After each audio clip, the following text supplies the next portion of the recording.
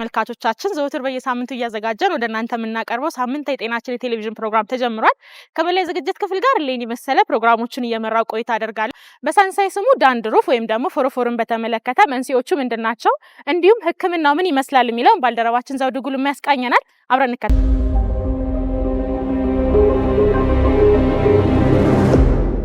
ፎሮፎር ተመላላሽ የሆነ የሚደጋገም የሰውነታችን የሚቆጣ አይነት በሽታ ወይም ኢንፍላሜሽን የምንለው ነው። ለአነስተኛም ከፍተኛም የሆነ ደረጃም አለ። ህፃናት ላይ ሲወጣ አዋቂ ላይ ሲወጣ ይለያያል። ግን በዋነኝነት ምንድነው የሚወጣው ሴቦሪክ የሚባል ቦታዎች ወይንም ወዝ ብዙ የሚመነጭበት አካባቢ ነው የሚወጣው። እንደ ራስ ቅል፣ ፊት አካባቢ፣ ደረታችንና ጀርባችን አካባቢ ላይ የሚከሰት የሚመላለስ አይነት የቆዳ በሽታ ነው።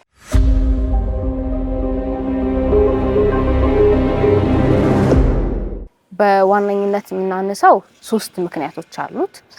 እነዚህ 3 ምክንያቶች አንደኛው የሰውነታችን ወዝ የሚያመርተው አካል ብዙ ወዝ በሚያመርትበት ጊዜ እሱ እንደ ዋነኝነት ይጠቀሳል። ሁለተኛው ደግሞ ምንድነው ተስማምቶ የሚኖር ከሰውነታችን ጋር ፈንገስ አለች ወይንም ተዋህስ አለች፣ ማለሲዚያ ትባላለች። ይቺ ተዋህስ ሁሉም ሰው ላይ ይገኛል፣ ጉዳት አያመጣም። ግን አንዳንድ ጊዜ ከመጠን በላይ በሚበዛበት ጊዜ ጉዳት ያስከትላል። እሱም እንደ ሁለተኛና ዋነኛ ምክንያት ይታያል። ሶስተኛና ዋነኛ ምክንያት የምንለው የሰውነታችን የበሽታ መከላከል አቅሙ በሚቀንስበት ጊዜ የሚሰጠው ለዚች ማለሲዚያ ለምንላት ፈንገስ ምላሽ ይሰጣል። ያ ምላሽ የተዛባ ሲሆን እንደ ሶስተኛና ዋነኛ ምክንያቶች ይተከሰታል። የሚያባብሱ ነገሮችም አሉት። እና ዋነኛ ምክንያት ማናያቸው በተፈጥሮ ተጋላጭ መሆን፣ በተለይ ወዝ ያለበት ሰው ላይ የመመላለስን ባህሪ ስላለው ማለት ነው። አካባቢዎችን በምንቀይርበት ጊዜ የሙቀት ሁኔታው በጣም ኃይለኛ ሙቀት በሚሆንበት ጊዜ እንደዚህ ይከሰታል። አንዳንድ ጊዜ ደግሞ ሌሎች አይነት በሽታዎች ተጓዳኝ በሽታዎች ለምሳሌ እንደ HIV ኤድስ ያለበት ሰው ላይ ፎሮፎር በተደጋጋሚ መምጣትና የደረጃውም ደግሞ ከፍተኛ የመሆን ባህሪ ያለው ጭንቀት በራሱ ይህን ይጨምራል። በሽታ መከላከል አቅማችን ራሱ በሚደክምበት ጊዜ ፎሮፎር የመነሳት የምናደርገው የቆዳችን እንክብካቤ በሚዛባበት ጊዜ ይሄ ይከሰታል ማለት ነው።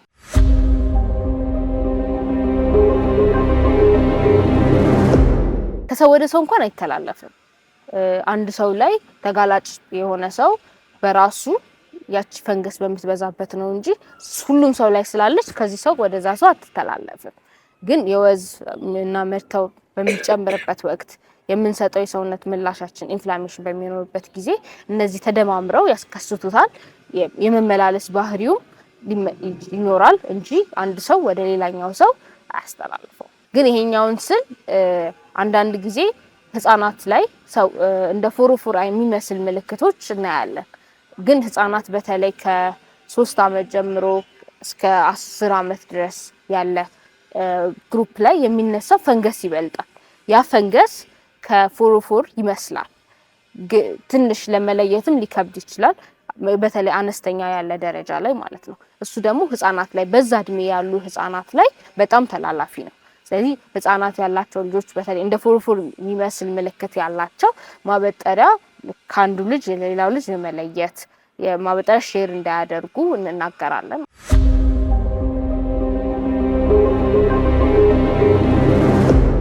አነስተኛ ደረጃ ያለው በተለይ ዳንድረፍ የሚለው ጭንቅላት ራስ ላይ ሲጀምር የመፈርፈር ባህሪ ያለው ትናንሽዬ እንደ ነጭ የሆነ ብናኞች ይኖሩታል። ለምሳሌ ጥቁር ቲሸርት ወይንም ጥቁር ልብስ ሰው ሲለብስ ጸጉሩ ላይ ሳይታይ ጥቁር ልብሱ ላይ የሚፈረፈር ነገር ምልክቶችን የማየት ባህሪ አለው። ትንሽ ደግሞ ደረጃው ከፍ እያለ በሚሄድበት ጊዜ የመቅላት ስሜት፣ የማሳከክ የሚፈረፈረው ደግሞ ቅርፊቶቹ የመጨመር ባህሪ ይኖራቸዋል። እዛው የመጋገር ነገርም ይኖረዋልና ከፍ እያለ ሲሄድ ደግሞ ካለበት ቦታ ጭንቅላት ከነበረ ወደ ፊት አካባቢ ቅንድቦቻችን እዚህ ጋር ፂም ያለበት አካባቢ ጆሮ ውስጥም ይከሰታል፣ ደረት አካባቢ። እንደውም ደግሞ በጣም ከተባባሰ ሙሉ ሰውነትም ሊከሰት ይችላል። አንዳንድ ጊዜ ደግሞ ላዩ ላይ ኢንፌክሽን ይፈጥራል። ባክቴሪያ ላይ ከዚህ ፈንገስ ላይ ባክቴሪያ ደግማ ስታድግ ደግሞ ራሱ የመግል የማምጣት ፈሳሽ የማምጣት እብባጭ የመኖር ባህሪ ይኖራል።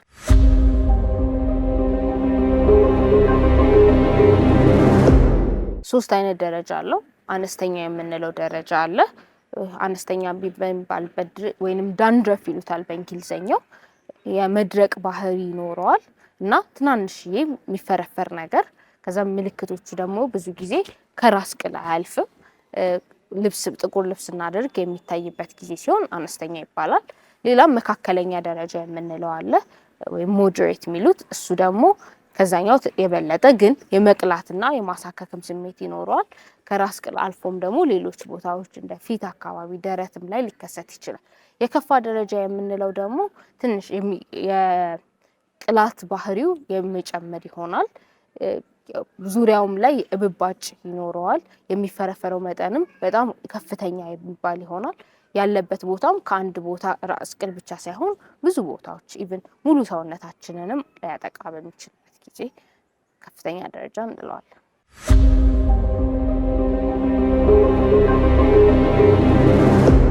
አንዳንድ ጊዜ የአየር ሁኔታ በሚቀየርበት ጊዜ ተጋላጭነት ሊኖረው ይችላል እና ወዝ የሚበዛበት በጣም ያልበው ወቅት ላይ ቶሎ መታጠብ የምንጠቀማቸው የንጽህና መከላከያዎች ወይም ፕሮዳክቶች ለዚህ ተብሎ የተሰሩ ቢሆኑ ተመራጭነት አለው። በተለይ ደግሞ አነስተኛ ደረጃ ያሉት ገና ከዚህ በፊት ወጥቶብን ከሆነ ደግሞ ተመላልሶ እንዳይነሳብን ሻምፖዎች አሉ፣ መታጠቢያ የሆኑ ማለት ነው መድኃኒትነት ያላቸው እንዳይመላለስ አልፎ አልፎ ላይ ሁሌ ሳይሆን አልፎ አልፎ እሱን ብንጠቀሙ ጥሩ ነው።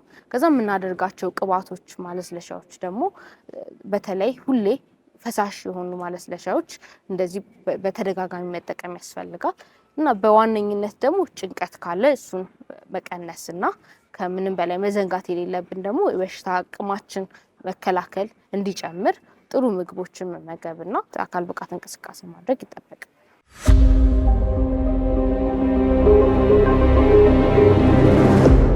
ከአነስተኛው ደረጃ ስንጀምር በመጀመሪያ ሻምፖዎች አሉ መድኃኒትነት ያላቸው።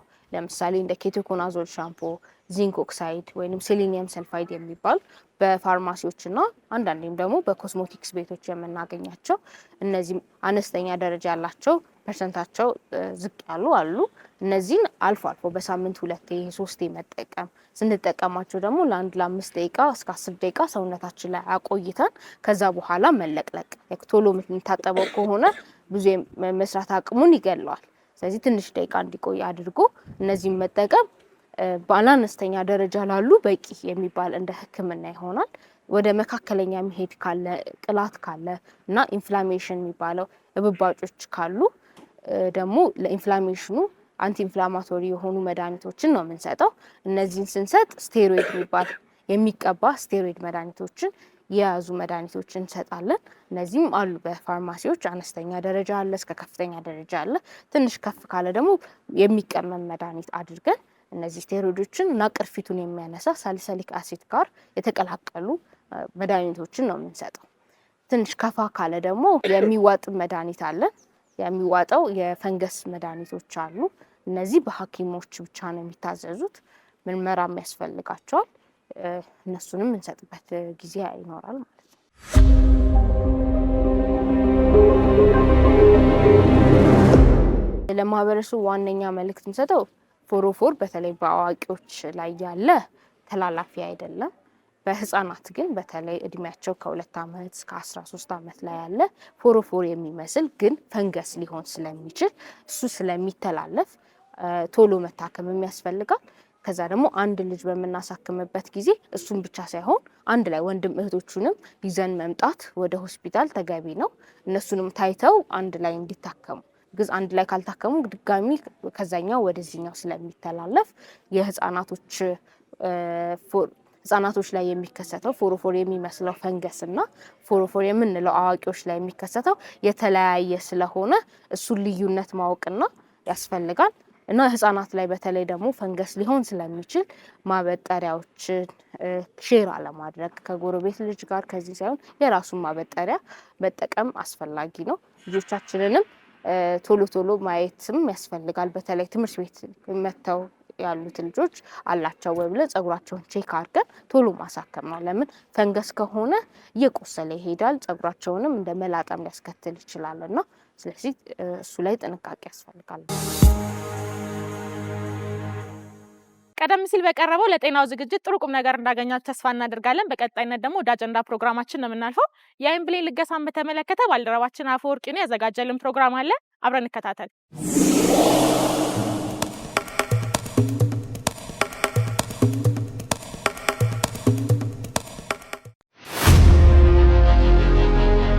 አፈር ከሚበላው ብርሃን ቢሆን የሰው ልጅ ተክቶ ቢሄድ ይሻላል ብዬ አስባለሁ። የአንድ ሰው የአይን ብሌን ለሁለት ሰው የመሆን አጋጣሚ ሊኖረው ይችላል። የአውራ ጣታችንን ጥፍር የምታክል በጣም ስስ የሆነች የአይናችን ክፍል የአይን ብሌን ትባላለች። ሰዎችም ከውጭ መጥተው የሚታከሙበት ነው። ከሶማሌ ከኤርትራ ሰዎች የመጡ እዚህ የብሌን ንቅለ ተከላ ሕክምና የሚያገኙበት ተቋም ነው። ከባህልና ከእምነቶች ጋር የተያያዙ ቻሌንጆች ይገጥሙናል። አይን ብቻ አይደለም የሚሰጠው ማለት ነው። በሰውነት ክፍል ውስጥ ያሉት ብዙዎች ለሌሎች አሳልፎ መስጠት ይቻላል።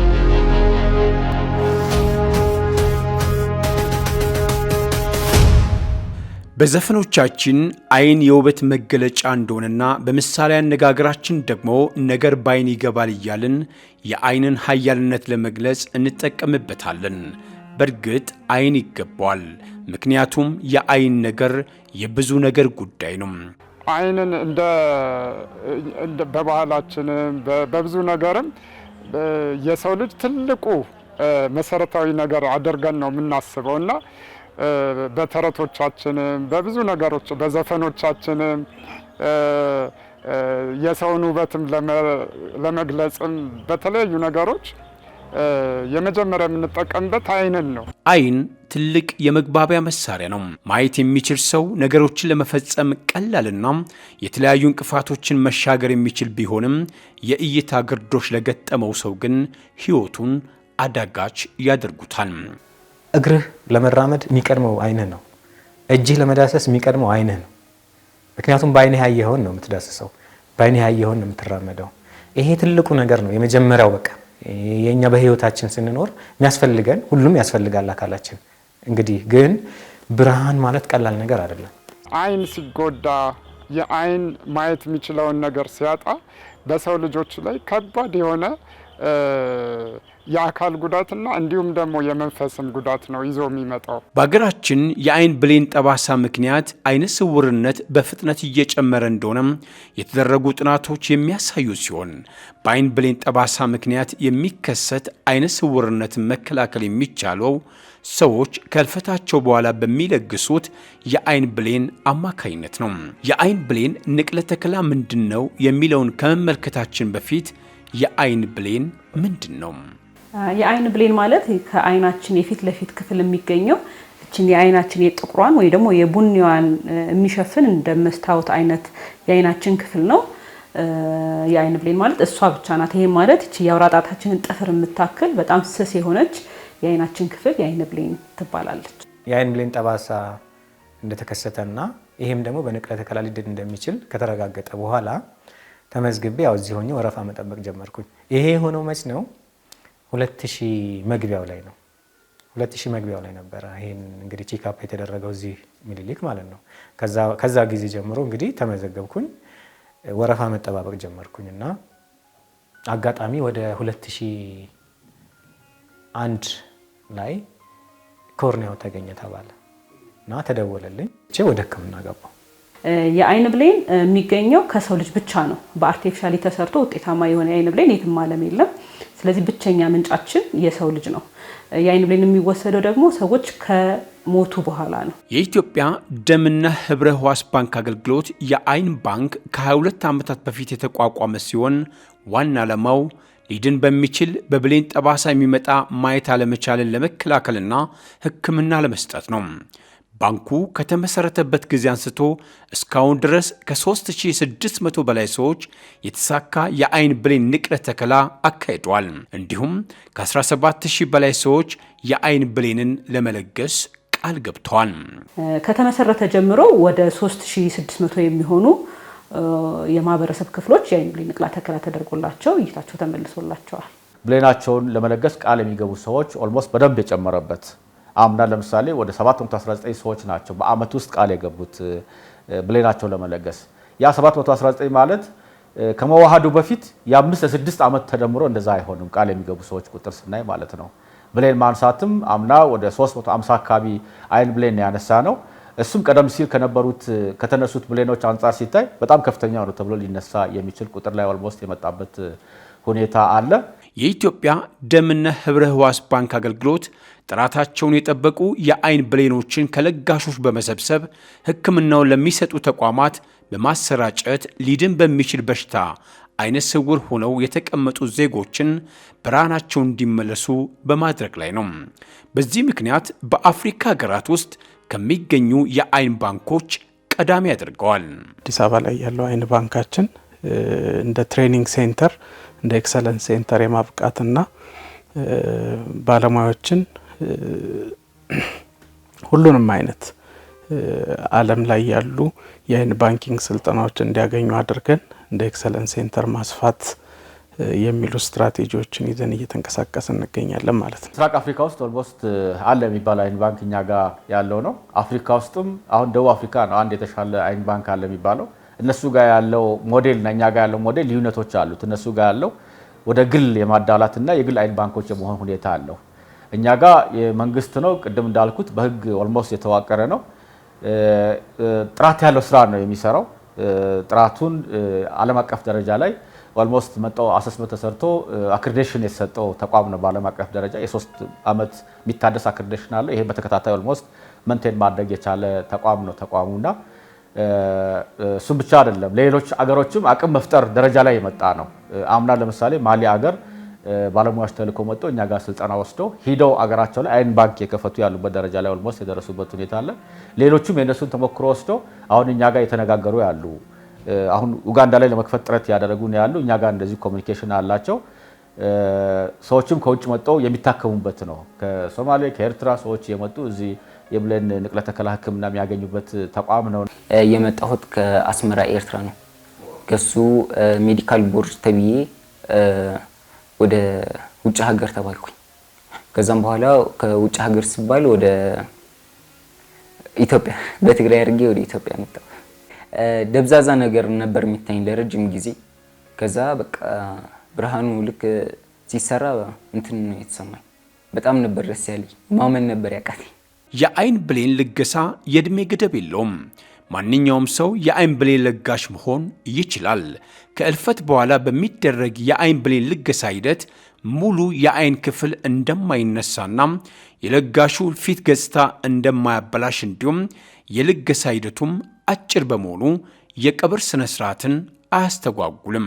እንደ ኢትዮጵያዊነታችን ለአስከሬን ወይም ለሬሳ ያለን ክብር ይታወቃልና እሱ ላይ የአይን ሙሉ በሙሉ ዲስፊገር የሚያደርግ ወይም ደግሞ የፊት ገጽታን የሚቀይር የሆነ ስራ ሳይሆን የሚሰራው በጣም ጥቂት ጥቁሯ የአይን ክፍል ብቻ ተለይታ ወጣ የሚሄድ መሆኑን በተደጋጋሚ በተለያዩ ፎረሞች በተለያዩ እድሎች በማስተማር ለመቀየር እንሞክራለን።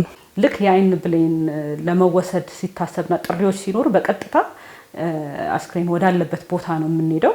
ከዛም የአይን ብሌኗ ትነሳለች። የአይን ብሌኗ ግን ስትነሳ አብሮ የደም ናሙና ይወሰዳል። የደም ናሙና ለምን ያስፈልጋል? ተላላፊ በሽታዎች ነፃ ነው የሚለውን ማረጋገጥ ያስፈልጋል።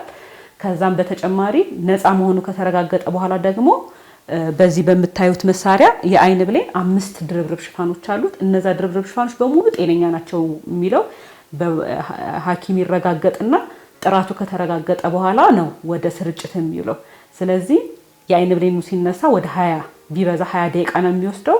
ባሉበት ቦታ ነው የሚነሳው። እስካሁን በአይን ባንክ በርካታ ታዋቂ ግለሰቦች የአይን ብሌናቸውን ለመለገስ ቃል የገቡ ሲሆን ሊቀ ጳጳስ ካርዲናል ብርሃነ ኢየሱስና ሳሊ ብሩክ የሺጥላ የአይን ብሌናቸውን ለመለገስ ቃል ከገቡ ከሁል ጊዜ ጀግኖቻችን መካከል ይጠቀሳሉ። እኔም ደግሞ ከህልፈት በኋላ የኔ ብሌን ከጠቀመች ምን አለ ብሰጥ ብዬ ነው ሄጄ የተመዘገብኩት። ማንኛውም ስጦታ የፍቅር ስጦታ ነው። አነሰ ተለቀ አይባልም። ስለዚህ አይን ብቻ አይደለም የሚሰጠው ማለት ነው።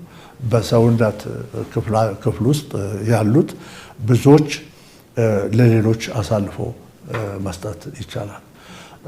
በሃይማኖት በኩል እንዳልሽው ደግሞ ጌታችን መድኃኒታችን ኢየሱስ ክርስቶስ ህይወቱን ነው አሳልፎ ለኛ የሰጠው።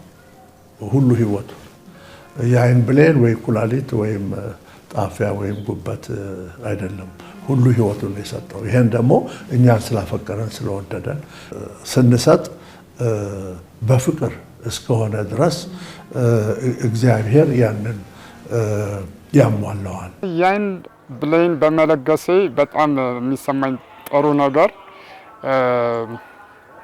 ከሞት በኋላ ለሰዎች መትረፍ መቻል፣ ከሞት በኋላ በሌሎች ህይወት ውስጥ ድርሻ መኖር መቻል፣ ከሞት በኋላ ለሌሎች ህይወት መቃናት ምክንያት መሆን መቻል። እነዚህ ነገሮች ሳስባቸው በጣም ነው ደስ የሚለኝ። አንደኛ ህክምናውን ሲሰራ የሚበራው አይናችን አይደለም፣ ቀድሞ የሚታከመው አእምሯችን ነው። አልችልም የሚለውን ነገር ሰዎች በደንብ ከዛ በኋላ እንችላለን የሚለውን ነገር እንደማንኛውም ሰው እንማራለን፣ እንሰራለን፣ እንችላለን የሚለውን ነገር በደንብ እንዲረዱት ይሆናል። ከባድ ነው ማለት በጣም ነው ነበር ደስ ያለኝ። እንደዚህ ይሆናል ብዬ እኔ አላሰብኩትም ነበር መጀመሪያ ላይ። አሁን በጣም ደስ ብሎኛል። አሁን በደንብ አያለሁ። የህብረተሰቡ ግንዛቤ ዝቅተኛ ደረጃ ላይ ባለበትና የሰውነት አካል ልገሳም ሆነ ንቅለ ተከላ ባህል እምብዛም በሆነበት ሁኔታ ነው የአይን ባንክ እየሰራ የሚገኘው። ይሁን እንጂ ተቋሙ ከጊዜ ወደ ጊዜ የሚሰጣቸውን አገልግሎቶች እያሳደገ ቢመጣም የፍላጎትና የአቅርቦት አለመመጣጠን አሁንም ችግሮች ናቸው። እንግዲህ ከግንዛቤ እጥረት ጋር ተያይዞ ፈቃደኛ አለመሆን ነው በጣም ትልቁ ማነቋችን እሱ ነው። አሁን ለምሳሌ እኔ የአይን ብሌኔን ለመለገስ ቃል ከገባው ከ15 ዓመት በላይ ሆኖኛል። ነገር ግን ቤተሰቦቼ የመከልከል መብት አላቸው።